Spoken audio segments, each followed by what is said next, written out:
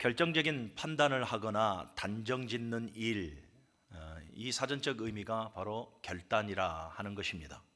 그리고 결단한 어떤 일을 이루려는 적극적이고 열심 있는 마음의 자세 또는 마음의 태도, 이것을 의지 혹은 의지력이라 이렇게 말을 하고 있습니다. 우리가 세상을 살아가다 보면 참 많은 상황들을 만납니다. 어떤 기로에 서서 갈등하게 되어지고요. 기로에 섰든지 상황에 서 있든지 갈등을 하든지 간에 어떤 상황에서든지 우리는 그 순간 어떠한 것을 결정해야 될 그러한 기회들이 많이 우리에게 주어지게 됩니다. 확실한 결단이 필요한 거죠. 결단을 내리지 못하면 결국은 우리는 우유부단하게 되어지고, 그래서 어떠한 기로, 어떠한 사건의 마무리를 해결하지 못할 때가 되게 많이 있습니다. 여러분들이 결단하는 모든 결단에 하나님의 지혜가 있기를 바랍니다. 자, 그런데 이 결단의 열매를 맺으려면 그냥 결단만 하는 것으로 끝내서는 안 되더라라는 거죠. 아까 제가 두 번째로 말씀드린 이 결단이라는 이 일을 이루려면 적극적이고 열심 있는 마음의 자세와 태도가 있어야 한다라고 말씀을 드렸죠. 그래서 이 결단의 열매를 맺으려면 여러분, 우리에게는 의지력이 필요하더라라는 거예요. 의지력이 없으면 그 결단은 결국 작심삼일이 되어질 수밖에 없습니다. 여러분들은 그렇지 않으시겠지만 저는 해마다 연초가 되어지면 꼭 다이어트를 하려고 합니다. 결단을 딱 매몰차게 하는데 의지력이 약합니다. 유독 모든 것에는 다 결단을 하면 의지력을 갖고 추진력 있게 진행을 합니다마는 다이어트는 뜻대로 안 되는 것 같습니다.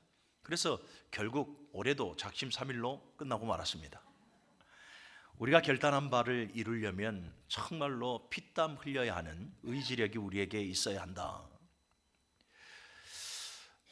제가 개척을 했을 때에 저는 MDB 2학년 말에 개척을 했습니다. 이 개척을 할 때에 학개서의 말씀이 제게 울림을 주었습니다. 내 성전을 건축하라. 이 말씀을 붙들고 수업 시간에 잠깐 빠져나와서 집사람에게 전화를 했습니다. 여보, 우리 광주에 가서 개척해야 되겠습니다. 결단을 했죠. 결단으로 끝나버리는 것이 아니라 주말만 되면 광주로 내려오고 방학 때도 광주로 내려와서 개척에 필요한 요소들을 찾기 시작합니다. 건물을 알아보고 뭐 이러저러한 것들을 알아보는데 첫 번째 딱 봤던 그 건물이 너무나 마음에 드는 거예요. 그래서 하나님 앞에 기도하고 하나님 저거 주십시오. 또 기도원에 가서 기도하고 계속해서 또 알아보러 다니고 방학 한 달 동안 그렇게 쭉 해왔습니다. 그런데 하나님께서는 저의 결단과 의지만을 가지고 일하시는 것이 아니라 그 결단과 의지 위에 하나님께서는 큰 은혜를 부어주시더라라는 거죠. 그래서 결국은 맨 처음에 저희가 봤던 그 건물에서 개척을 하나님께서 하게 하셨더라라는 거죠. 그리고 그 개척을 하게 되어졌던 그 마음, 그 결단과 그 의지력은 계속해서 개척하는 동안 계속해서 꾸준했습니다. 그러니까 하나님께서 더욱더 그 위에 은혜를 더하여 주심으로 말미암아서 3년째 되니까 이 개척교회 치고는 제법 부흥하는 교회가 되어졌더라라는 거죠. 부흥했으니까 이제 뭐 해야 됩니까? 조금 건물을 큰 데로 확장해 나아갈 때에 더욱더 부흥 성장하겠구나 싶어서 두 번의 기회가 왔었습니다. 하나는 이 경매, 우리 집사님 한 분이 경매난 건물인데 정말로 뭐 사태까지 다 되어져 있고 너무나 훌륭한 건물이었습니다. 충분히 구입할 수 있었습니다. 그런데 제가 결단을 내리지 못해서 놓쳐버리고 말았습니다. 두 번째는 땅이 나왔습니다. 땅이 꽤 크게 나왔었습니다. 근데 그 땅이 이 밑에서 봤을 때는 지하층에 속하고 위에서 봤을 때는 1층이 되어지는 그런 조금 애매한 땅이었어요. 그러다 보니까 토지 가격이 되게 쌌었죠. 그래서 구입을 해야 되는데 이것도 제가 우유부단했어요. 결단하지 못함으로 그것도 놓쳐버리고 말더라라는 거죠. 이처럼 결단과 의지, 그 결단을 향한 의지가 있었을 때 좋은 결과, 나쁜 결과가 갈리우는 것을 보게 되죠. 여러분, 성도는 세상 사람들처럼 결단과 의지만으로 되지 않는 삶을 살아가고 있는 존재들입니다. 저와 여러분들에게도 필요한 것은 반드시 결단이 필요하고 그 결단을 이뤄내려는 의지력이 필요합니다마는 성도에게는 또 하나 부어져야 할 것이 있으니 바로 하나님의 은혜입니다. 저와 여러분들의 결단 위에 하나님의 은혜가, 저와 여러분들의 이 의지적인 삶 위에 하나님의 은혜가 부어질 때에 우리는 보다 더 신령한 결과를 얻게 되어진다는 것을 명심하시기를 바랍니다. 제가 여러분들에게 간혹 가다가 이 믿음에 대한 신학적 정의를 내려드린 적이 있었습니다. 믿음, 우리가 아멘으로 화답하죠. 이 아멘이란 뜻이 무엇입니까? 믿습니다, 동의합니다, 확신합니다, 이러한 의미를 가지고 있는데, 이 신학적인 정의로 우리가 지식적인 동의가 나와요. 우리가 믿습니다라고 했을 때에는 지식적인 동의가 일어나게 되어집니다. 요한복음 8장 32절의 말씀을 보면 진리를 알지니라고 말씀해요. 이게 알지니라는 것은 뭐냐면 바로 이 로고스의 하나님의 말씀을 우리가 알아간다라는 거예요. 복음에 대한 것을 지식적으로 우리가 동의하고 알아간다라는 것이죠. 지식적인 동의. 그리고 또 하나가 있습니다. 바로 감정적인 동의예요. 감정적 동의가 우리 안에 일어나죠. 로마서 10장 10절의 말씀을 보면 마음으로 믿어 의에 이르고라고 말씀을 하죠. 마음으로 믿어예요. 그러니까 정서적인 반응이 반드시 나온다라는 거예요. 우리가 복음을 받아들일 때에 그 복음이 말하는 것을 우리가 지식적인 동의로 깨닫게 알게 되어지고, 그 다음에 복음을 받아들일 때 우리 마음으로 깨닫게 되어지는 것이죠. 그래서 내가 죄인임을 알고 회개하게 되어지는 것입니다. 그런데 이처럼 지식적인 동의와 감정적인 동의가 내 안에 일어난다고 해서 그것을 믿음이라, 참된 믿음이라, 옳은 믿음이라 하지 않습니다. 한 가지 더 동의가 일어나야 되니 그것은 삶의 동의죠. 실천적 동의라고도 말하고 의지적 동의라 이렇게도 말을 합니다.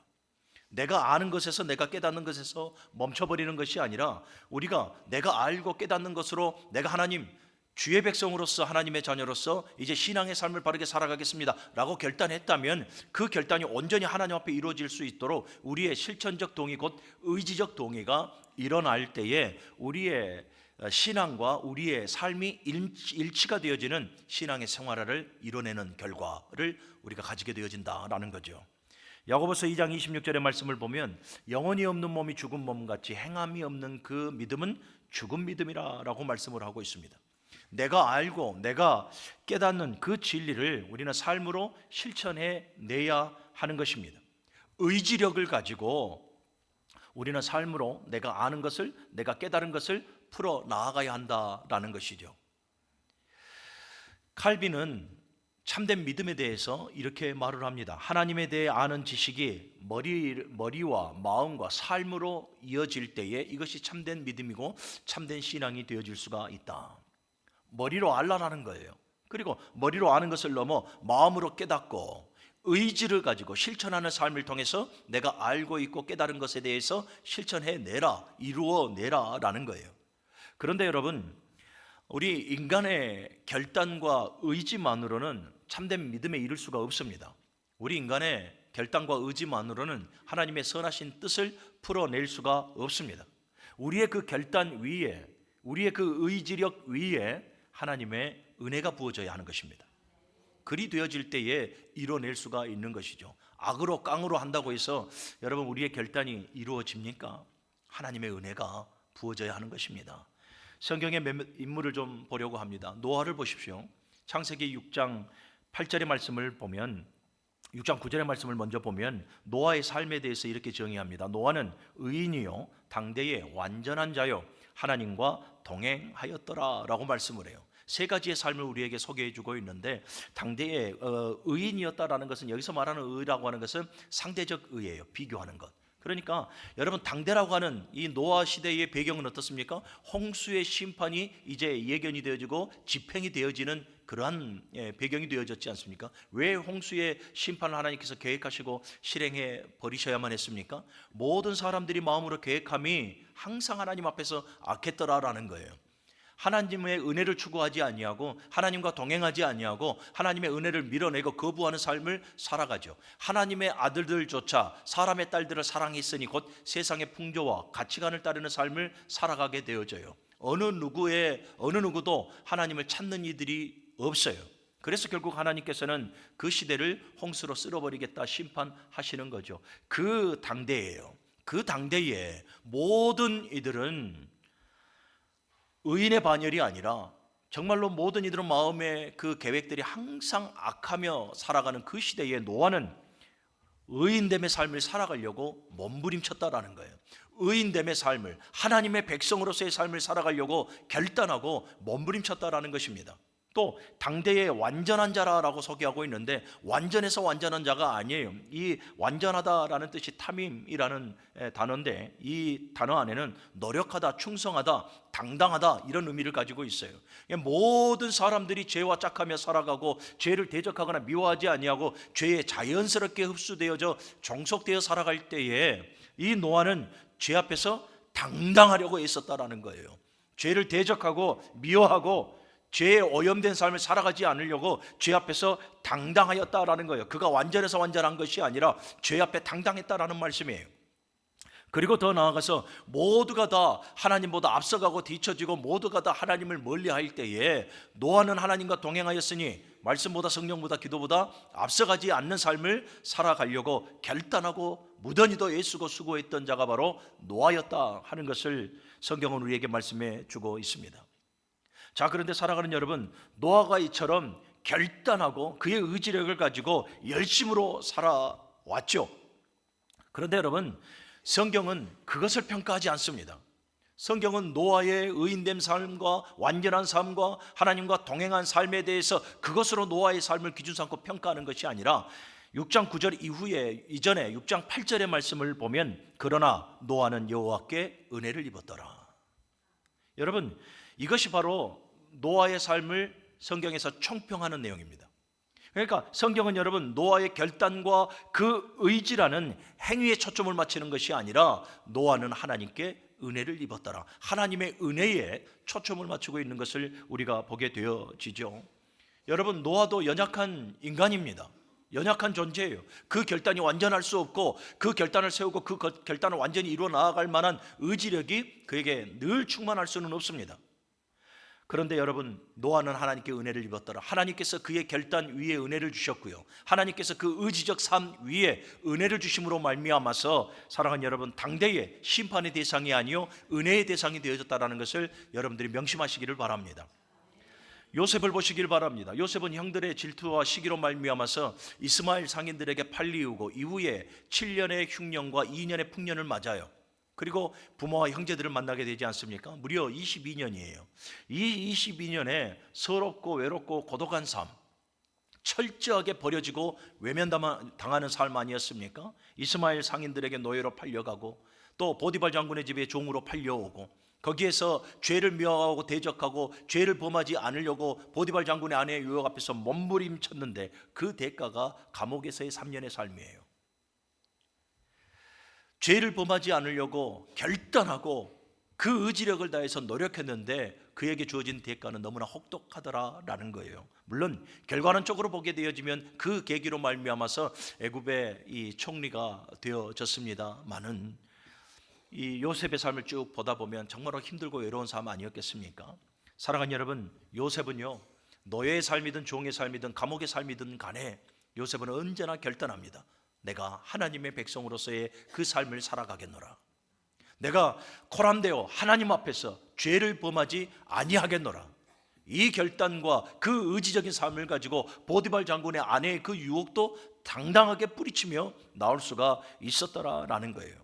그래서 여러분, 요셉을 향한 성경의 총평이 무엇입니까? 여호와께서 그와 함께 하심으로 그가 형통하였더라.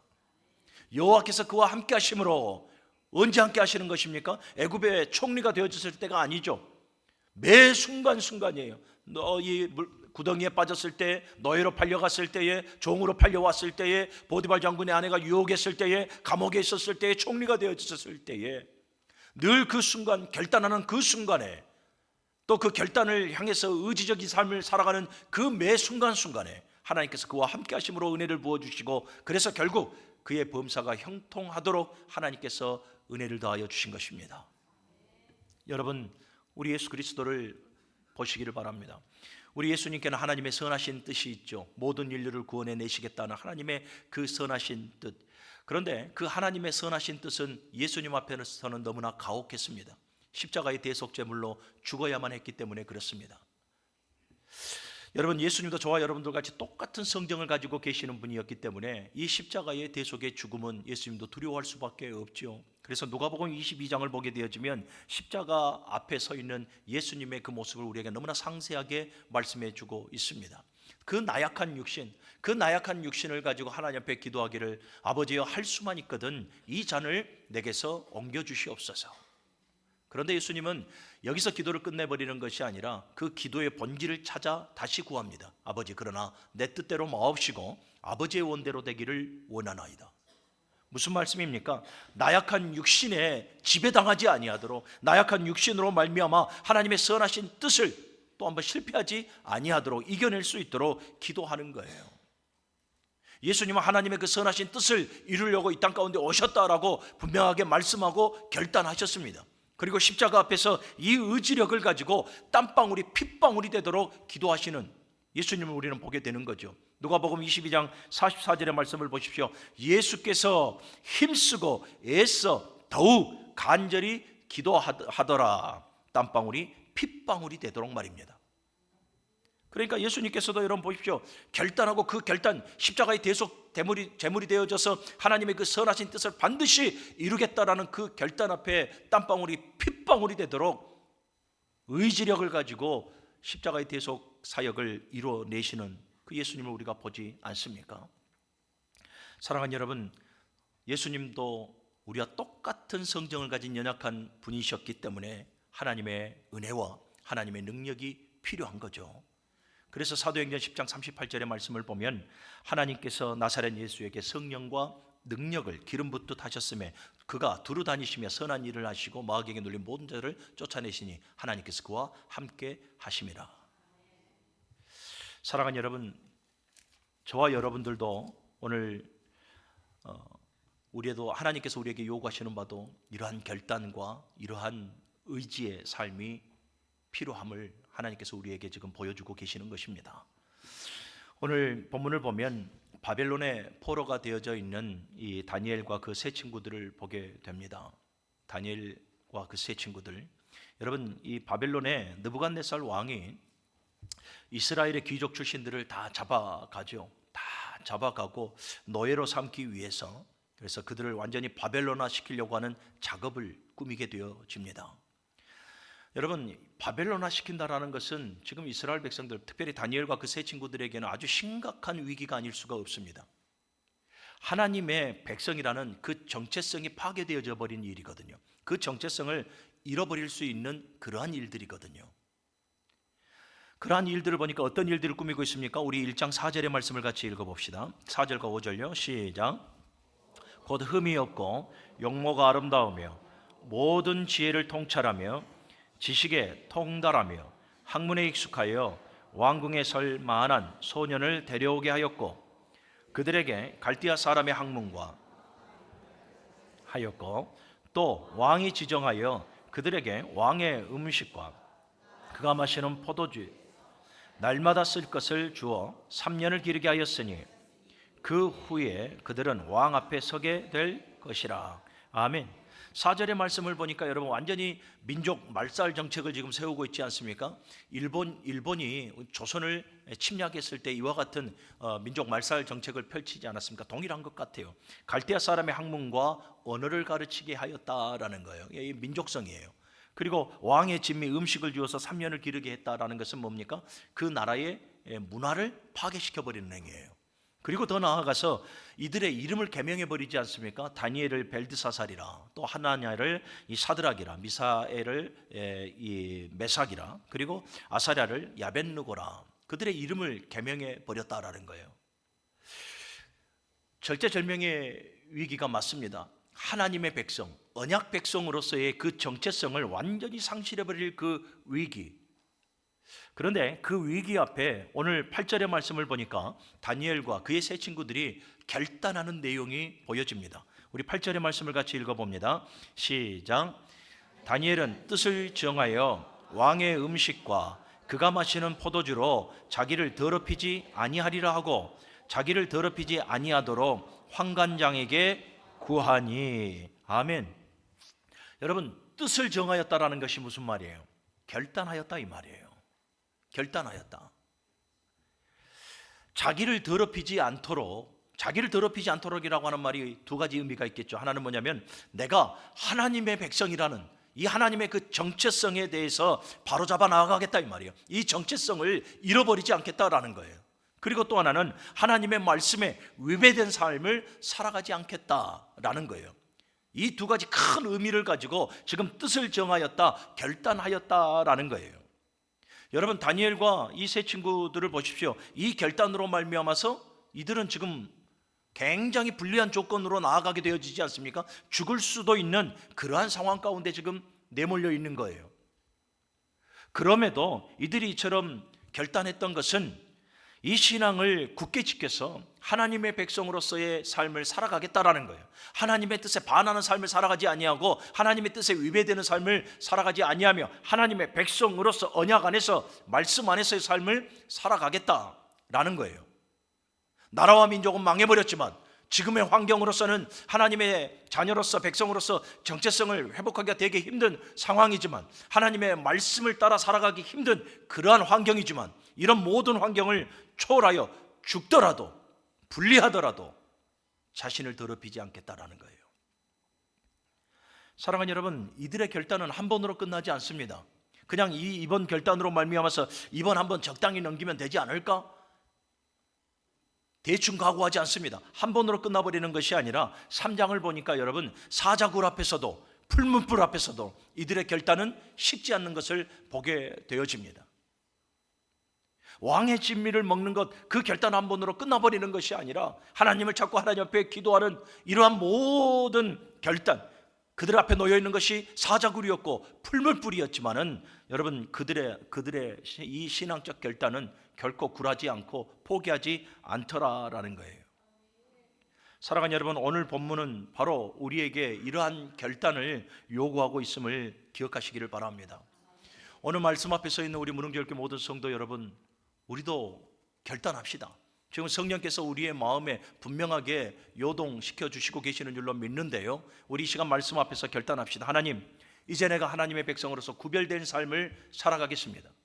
세상의 가치관과 세상의 풍조에 마음 뺏기지 아니하고 내가 거룩하니 너희도 거룩하라 하신 그 하나님의 말씀을 붙들고 거룩한 백성으로서 구별되어 살아가겠습니다. 하나님, 내가 정말로 영과 진리로 하나님 앞에 바르게 예배하는 예배자가 되겠습니다.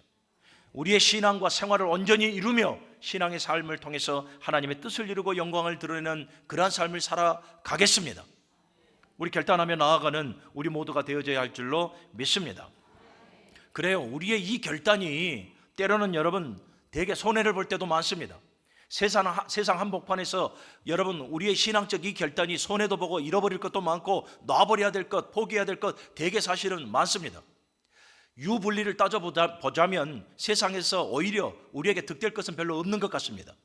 그럼에도 사랑하는 여러분, 우리는 하나님의 백성이요 하나님의 자녀여 핏값 주고 세우신 교회라는 이 정체성을 애매모호하게 가져서는 안 됩니다. 나는 교회, 나는 하나님의 자녀, 나는 하늘의 백성이라는 이 확실한 정체성을 가지고 하나님의 그 선하신 뜻을 이루며 살아가겠다라는 이 당찬 결단이 오늘 이 시간에 우리에게 요구되어진다라는 것입니다. 사랑하는 여러분, 하나님 앞에, 말씀 앞에 결단하십시오. 하나님, 정말로 예배자로 살아가겠습니다. 기도하며 살아가겠습니다. 전도하며 살아가겠습니다. 하나님, 세상의 가치관대로가 아니라 정말 하나님의 뜻을 품고 살아가겠습니다. 결단할 수 있는 지혜와 용기가 있기를 주님의 이름으로 간절히 바랍니다. 자, 이들을 보면 결단으로 끝나지 않더라라는 거예요. 그 결단함을 온전히 이루어내기 위해서 의지력을 분명하게 오늘 본문에서 보여주고 있습니다. 우리 8절 하반절의 말씀을 보면 자기를 더럽히지 아니하도록 환관장에게 구하니, 10절 이하의 말씀을 보십시다. 환관장이 다니엘에게 이르되 내가 내 주왕을 두려워하노라. 그가 너희 먹을 것과 너희 마실 것을 지정하셨거늘 너희의 얼굴이 초췌하여 다른 같은 또래의 소년들만 못한 것을 그가 보게 할 것이 무엇이냐. 그렇게 되면 너희 때문에 내 머리가 왕 앞에서 위태롭게 되리라 하니라. 12절의 말씀을 보면 청하오니 당신의 종들을 열흘 동안 시험하여 채식을 주어 먹게 하고 물을 주어 마시게 한 후에 당신 앞에서 우리의 얼굴과 왕의 음식을 먹는 소년들의 얼굴을 비교하여 보소서. 당신이 보는 대로 종들에게 행하소서 하매. 지금 우리는 왕의 음식을 먹지 않겠습니다. 자기 자신은 나를 더럽히지 않겠습니다. 하나님의 백성으로서 그 정체성을 포기하지 않겠습니다. 하나님의 말씀에 위배되는 삶을 살아가지 않겠습니다. 결단하죠. 그 결단이 단번으로 끝나지 않아요. 이후에 보니까 사자골 품을 뿌렸어도 그 결단을 포기하지 않습니다. 그런데 결단으로만 끝나버리는 것이 아니라 보니까 분명하게 그 결단을 이뤄내겠다라는 의지력이 매우 강하게 보여지고 있습니다. 열흘 동안 채식과 물만 먹겠다라는 거예요. 열흘 동안이에요. 이 열흘 동안이라고 하는 것은 뭐예요? 그들의 의지력이에요. 포기하지 아니하고 그 의지력을 가지고 이뤄내겠다라는 거예요. 사랑하는 여러분, 이들은 결단하고 난 이후에 우리가 늘 자주 쓰는 말 있죠. 습관처럼 쓰는 말. 아유, 하나님께서 하시겠지. 여러분, 이들은 지금 그렇게 말하지 않습니다.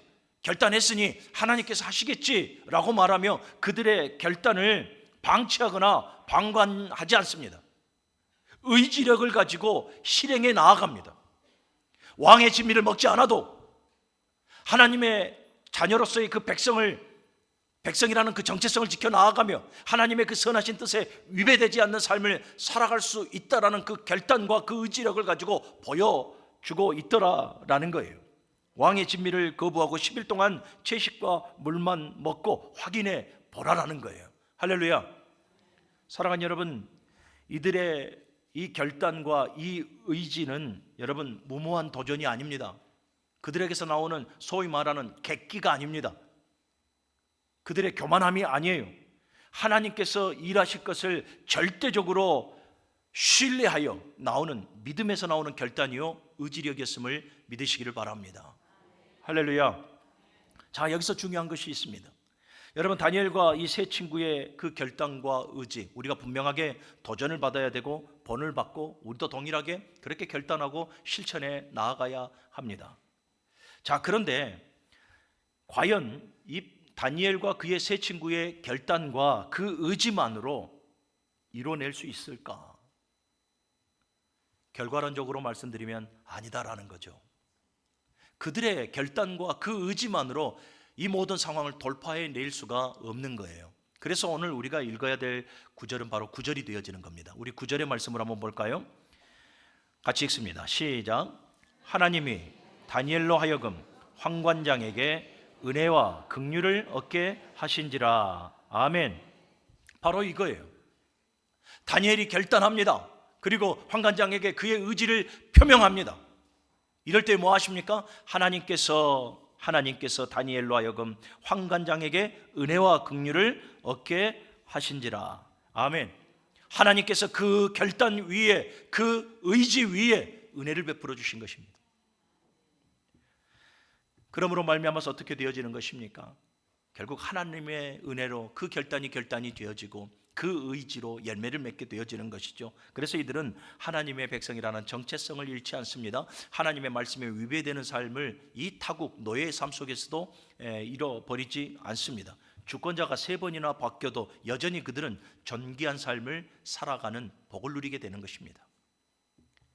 사랑하는 여러분, 다니엘의 그 결단과 그 의지 위에 하나님의 은혜가 부어져서 좋은 결과를 얻었듯이 여러분들, 오늘 저와 여러분들도 하나님 앞에서 결단해야 합니다.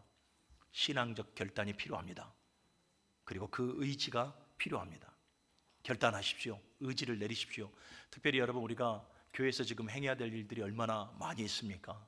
우리의 결단이 하나님 앞에 요구되어집니다. 그리고 우리의 의지적 삶이 꼭 필요합니다.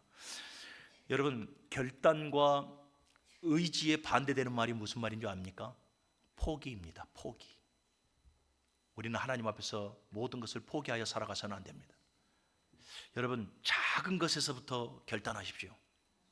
하나님은 여러분 큰 것을 바라지 않습니다. 하나님은 저와 여러분들의 능력을 죄송하지만 기대하지 않습니다. 저와 여러분들의 능력을 기대하지 아니하고 저와 여러분들이 하나님의 백성으로서 하나님의 말씀을 붙들고 하나님의 그 선하신 뜻 아래에서 살아가기를 결단하고, 그래서 의지적 삶을 통해서 이루어가기를 원하십니다.